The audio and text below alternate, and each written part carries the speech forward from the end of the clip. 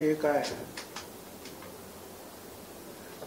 खासदार त्या सुप्रियाताई सुळे त्या भगिनी आहे, एक महिला आहे, खासदार आहे, त्या भेटायला आल्या की बाबा तब्येतीला सांभाळा.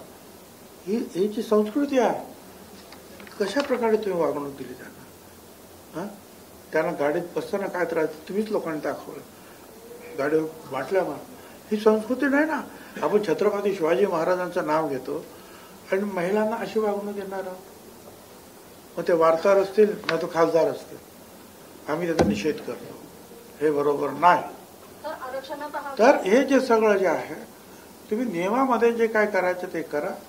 अदरवाईज कोर्ट आणि गव्हर्नमेंट का बघतील काय करायचं ते. आरक्षणाचा विषय न्यायप्रविष्ट असताना आंदोलनाला परवानगी देण्यात आली, त्याच्यानंतर त्याच्यामध्ये मुदतवाढ करण्यात आली.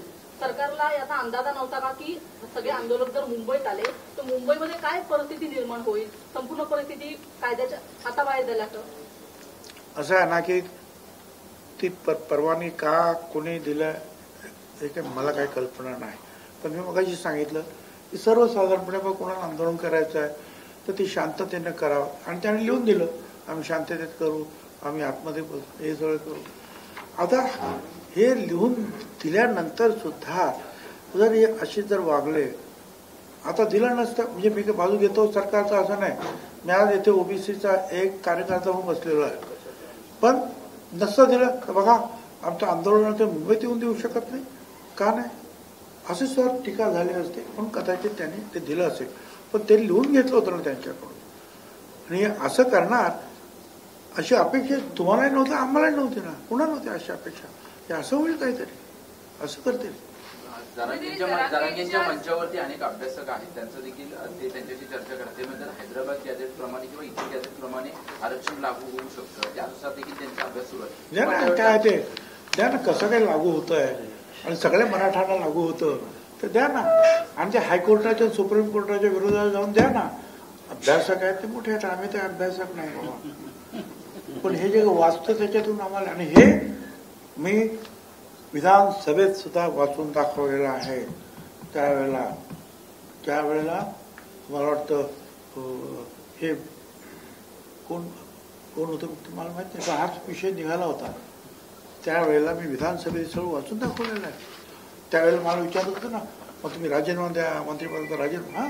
एकनाथराव शिंदे मुख्यमंत्री होते त्यावेळेची गोष्ट. त्यावेळेला मी बोललो ना, हे सगळं दाखवलं. जरांगेंनी अजून एक मुद्दा काढलाय, तो म्हणजे सातारा गॅझेटचा त्यांनी विषय काढलेला आहे. सातारा गॅझेटमुळे पश्चिम महाराष्ट्रातील जो मराठा आहे तो कुणबीमध्ये येईल असं त्यांचं म्हणणं आहे. त्यासाठी सुद्धा सरकारनं वेळ घेतला पाहिजे असं एक नवी मागणी आता पुढे आलेली आहे. अरे सगळेच गॅझेटियर्स आहेत काय. बॉम्बे गॅझेटियर सुद्धा आहे, सातारा आहे, याव आहे, तेव आहे. सगळ्या देशाचे गॅझेटियर्स आहेत. आणि मग त्याच्यामध्ये कोणतरी कुणबी असणारच आहे, मराठा असणारच आहे. तर त्यांना सगळ्यांनाच लागू करा. त्यांचा एवढा अभ्यास काही आमचा नाही बाबा सगळ्या याच्यात. जरांगेंच्या मंचावरती सगळे राजकीय नेते येत आहेत, परंतु एकीकडे एकनाथ शिंदे असतील किंवा अजित पवार असतील यांच्यावरती जरांगे थेट टीका न करता फक्त फडणवीसांना मुख्यमंत्री म्हणून टार्गेट केलं जात आहे आणि कुठेतरी सामाजिक तेढ सुद्धा यातनं निर्माण होते. मला तुमचा प्रश्न समजला नाही. दोन प्रश्नाचे एकदम गल्लत झाल्यामुळे माझा गोंधळ होतो. दोन्ही उपमुख्यमंत्र्यांचं नाव न घेता केवळ फडणवीसांवरती मुख्यमंत्र्यांवरती टीका केली जाते. त्यांना विचारायला पाहिजे तो प्रश्न. तो प्रश्न माझा नाही ना. ते टीका ते करतात, मी नाही करत आहे ना.